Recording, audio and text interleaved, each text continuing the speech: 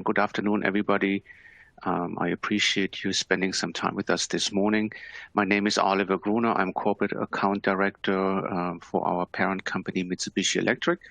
And the presentation today is Living on the Industrial Edge. So I want to take you quickly through what is Iconics, what do we do for industrial automation, and make it very actionable and applicable in terms of the software we provide, how it's deployed, and break this down for you a little bit, and then go straight into some real customer requirements and some couple of example use cases so you understand how we deploy the industrial edge and IoT with our customers. So Iconics, very quickly, we are a group company of Mitsubishi Electric. We've been in business this year for 35 years, operate worldwide. We are a very strong Microsoft partner, 6-time Microsoft Partner of the Year. And our software gets deployed in many industries, smart buildings, manufacturing, utilities, public infrastructure. And when we go into smart buildings, I'm really talking about corporate real estate, commercial, healthcare, as well as retail. So just to give you a quick overview here, some examples of the deployed systems. But what Iconics offers is a software package that is off the shelf. So this is what we provide is not a programmer's tool or developer's tool where you have to program and develop IoT solutions. Everything we do is off the shelf and can be configured. And what we really do is our software. It's the Iconics Automation Software Suite. It's a tools. It's a stack of applications, suites of application to provide solution accelerators. So we are our systems integrators, our partners, OEM partners, as well as Iconics delivery teams. We use that software and deploy it for a customer in a very specific fashion based on the requirements.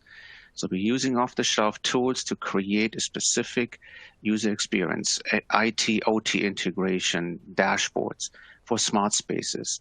How can you use off-the-shelf product to deliver connected field services, right? Pushing alerts to field workers in the field doing expert integration with mobile devices and like real wearable devices. How do we do this?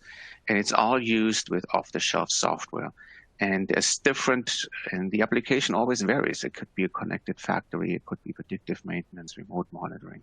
So all of those things. So let's just break that down. How do we create those solution accelerators and then jump into something very specific? So the Iconics software suite is basically built up by components or pillars.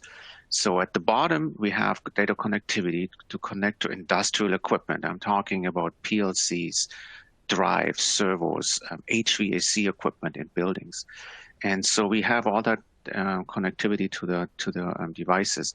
But then if you use visualization, if you use dashboards, if you want to do dashboards, you would use a specific tool like Genesis 64 for SCADA. But we also generate a lot of data, and we need that data to provide insight. So we have our own historian.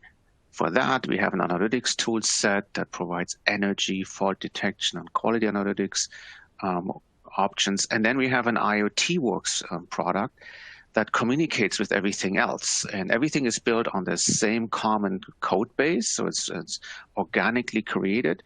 And those are the tools that we actually use in order to create customer requirements and solutions to their requirements. So let's just jump into some of the industries that we serve within the edge and within IoT. I want to break this up in two major categories. So if you look at the bottom, I have it at connected machines. Those might be machine builders or also very often manufacturers. And their business needs are really, they want to improve uptime on their machines. First of all, most machines create a lot of data, but they're isolated, they're islands. So you have to work with a partner, customer, and how do these machines share data amongst each other and among a upper level IT system. And so improving uptime is important. Predictive maintenance are great business needs, and then condition monitoring. In terms of how many systems there are, if you think about a manufacturing site, you have limited sites. You may have a half a dozen sites with a lot of machines in them. And that's very typical. But the other category is connected infrastructure. And that could be what's very, very strong right now is 5G cell towers. There are more and more of those built. And district heating systems, oil and gas, well monitoring. Those are typically geographically dispersed microsites. You could have thousands of those sites sitting in a very large geographical area. And in terms of cell towers, when you do 5G compared to 4G, they need more IT. They need servers. And when you have servers, you need cooling. So you need to provide power and cooling to those systems and monitor that. That's the application. So the business needs revolve around managing geographically dispersed microsites. Reducing deployment costs, very important. If you think of about 1,000 or 2,000 sites, you can certainly send a person there, an installer, to put a piece of equipment in their edge compute system, and we'll talk about this in a second, but you don't want that person to configure software. And because it's too expensive, takes too long, you want that person to go on to the next site. So we'll talk about this in a little bit. And then remote monitoring and control is very important to customers. We started with IoT about 4 years ago, and control was, customers were scared. So I don't want anybody to, because of security, we only want to visualize data, we want to read. But nowadays, customers become comfortable in their demand. I want to remotely push values. I want to change set points. So that's very important, and software needs to provide that. So we're getting in a little bit into the details how we actually do this, but very specific on a customer use case scenario. The typical business needs and the requirements that we see from customers, we can put this in these 5 categories. It's remote provisioning. So if you have an installer putting in a gateway, and on the gateway runs Iconic software, you want to provision this and configure this all remotely, hardware and software. That's very important because it reduces cost. You can have a centralized person do multiple of these devices at the same time, and you don't have to be physically on site. That's an important requirement, is the provisioning of devices and gateways and software.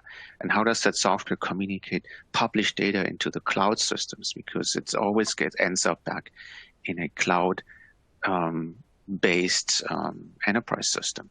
So remote monitoring is important as well.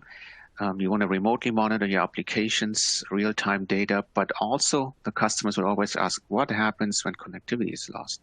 So you have to think, and we as a software vendor, we have to think of solutions to buffer data and then do and send that data back up to the cloud systems once connectivity is reestablished. Those are very important pieces.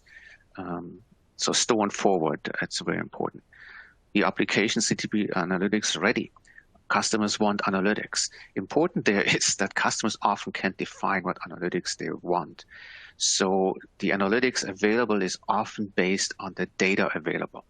And often getting all the data you want may be too expensive, but there's always something you can do. And the analytics has to drive insights.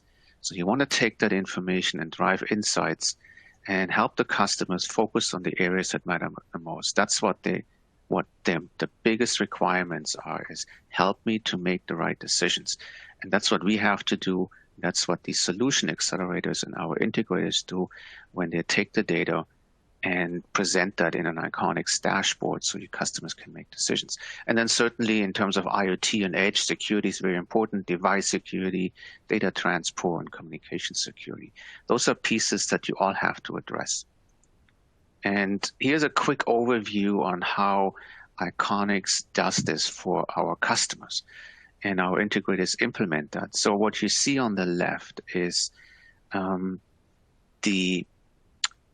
a solution that runs on the Iconics IoT Work solution runs on an industrial gateway.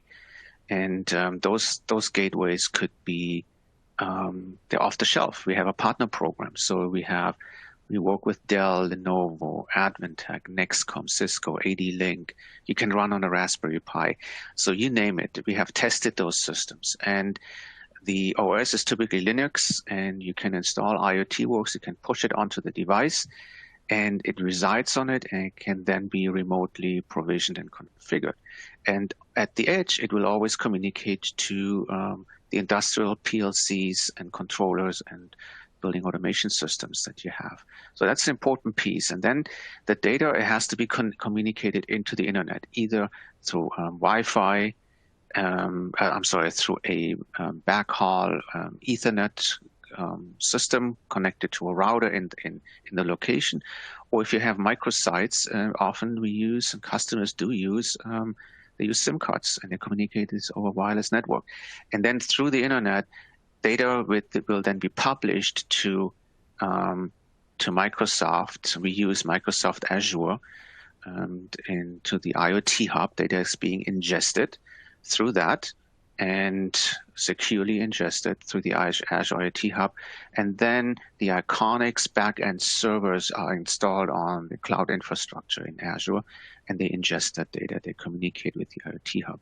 So Iconics solutions are provided on Microsoft technology. Specifically when it comes to the edge, we're building on Azure IoT Edge runtime platforms that provides all the security and the communications and the provisioning. And then really then after the data cuts into the cloud, we provide, and our partners provide, dashboards to address specific needs that customers have. And those are typically, they're never out of the box. They're always custom. But you use off-the-shelf tool to make that easier. So in terms of connectivity at the edge, and then after that, I want to talk more about a specific use case. So on IoT, in the IoT Works software stack that runs on edge compute power, compute platforms, we use open industry standards, OPC, BACnet, Modbus, AMQP, MQTT web services. And through that, we can connect through to the control systems, the PLCs. And then from the edge compute system with the Iconic software running on site, data gets published to the Azure IoT Hub. And once in Azure and once in the Iconics infrastructure, we then create these applications that could be connected field services, pushing alerts, knowing where your connected field workers are actually operating, where they are physically, all through off-the-shelf products, managing manufacturing assets, enterprise-wide visualization, HoloLens application, RealWare, remote expert solutions. All of those things can be created once the data is all in the cloud, and then you have a lot of compute power to do what you need to do. So let's make this more applicable and bring this down really to an existing application. What you have here is an IoT edge use case, and for a district heating system, a network. So how district heating systems work is you have a district heating plant that generates heat, typically, biomass, fossil fuels, geothermal, renewable energy being used to generate hot water. That hot water gets pumped underground in pipes into residential buildings, commercial buildings, and so on. But typically what you have before you enter a building, you need to go to a substation. So you have to regulate pressure, temperatures, flow. So you may have, a good amount of residential buildings that are being served by a substation. So this application is actually deployed in Europe. And we're talking about 1,000, 2,000 of those substations. So in there, you have a control system. You have PLCs. And the customer chose Iconics and IoT Works to be deployed on an industrial gateway. And those substations may be retrofit with the IoT solution, or some are built brand new. So what happens is, and here's one of the main requirements from the customers is, I don't have I want to save deployment cost. So an installer goes into one of those substations, takes an industrial edge compute system with the IoT Works installed. They connect it to the local network. They connect it to the PLC. They establish communication.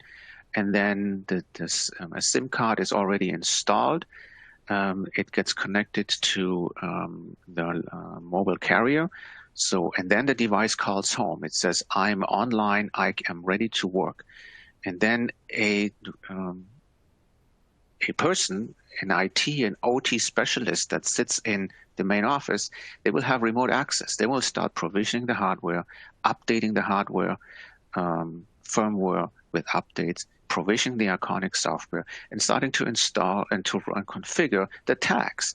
And I want to read flow, temperature, pressure, all of those things from each of those sites. And then the data gets feeds via the internet into a cloud-based solution with Iconic's backend software that is ready to receive that information. So that's how you deploy this, and that's how customers save money, where you have remote software specialists to configure and configure systems and deploy them. So in terms of security, what's very interesting is in this situation, the customer used in an IoT end-to-end security that is provided by the software that's installed on which we base our IoT work solution. It's Azure IoT Edge. With Azure IoT Edge, we install on Linux. It's part of our deployment. The security is provided by Microsoft, so you can use X509 certificates, SAS tokens. You can choose what communication protocol you want to use. Is it MQTT, AMQP, over web sockets or not, HTTPS? We provide all of that, but it's built on the Azure IoT Edge runtime platform. And therefore, we're utilizing the secure Microsoft way to communicate IoT devices. And so you have device security through that, but you also have data communication security as it is encrypted when the data is published into the IoT hub. And that's an important piece. So that's what the customer in this case decided to do, because we often see VPNs being used, but not when you have thousands of microsites. That's an important factor. So let's talk a little bit about a next customer example here. This is in mining. It's a mining solution and cement solution. So the requirements are different. You have one or two major sites. And this application was a solution jointly developed with Microsoft to run in the Azure cloud. But the concept is the same. You need edge computing on the site to connect to the control systems, to the PLCs, to the drives, to HVAC systems that they may have in there. Anything that runs, to servo motors and so on. So we can connect to that. But the customer requirement was, I want to reduce energy costs, I want to reduce my waste, I want to improve efficiency. So the data that we collect has to be presented in a dashboard that can help you make decisions and help you to focus on areas that matter the most. And that's what we did in this situation with this customer. So again, edge compute system to connect to the devices, communicate the data to the cloud, and the cloud system, the Azure cloud, then hosted the Iconics software suite that we discussed earlier to provide a solutions accelerator. That's different here in security. That's what I wanted to point out to wrap up, is this customer, since they had one or a few sites, they didn't want to go with with cellular connectivity. They already had established IT systems. So they created a VPN and as a VPN tunnel. And with that, it's the same concepts apply in terms of communications and encryption that gets sent through the corporate VPN tunnel into the Azure cloud via the IoT hub. So data gets published to the IoT hub. The Iconics backend services are ingesting that. Some of the data can be used in other Azure services. We can pass them along to use Azure cloud services to do additional analytics if that is required. And then a dashboard front end was created to help the client to create an application solution accelerator to to meet their requirements.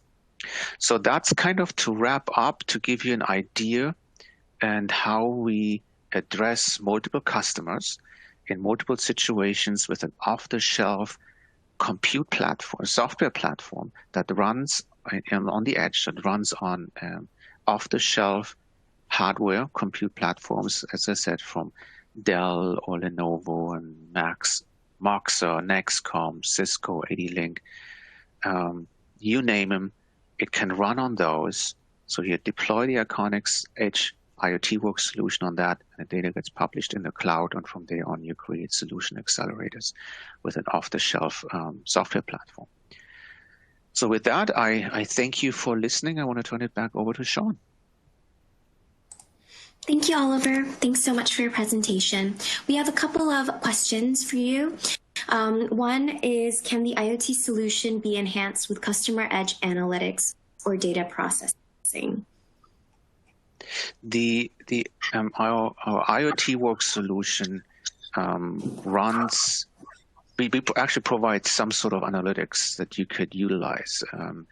If you want to create your own analytics, that can be done, because our applications are containerized. They're running in Linux and containers. And if you have a solution that runs separately from that on that device, that can be achieved. I'm not a technical expert on how you would do this, but as long as the compute system can manage the data load, that it could run in parallel.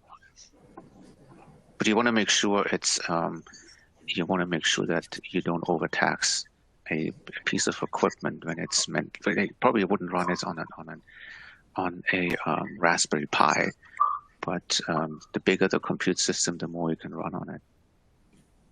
Great.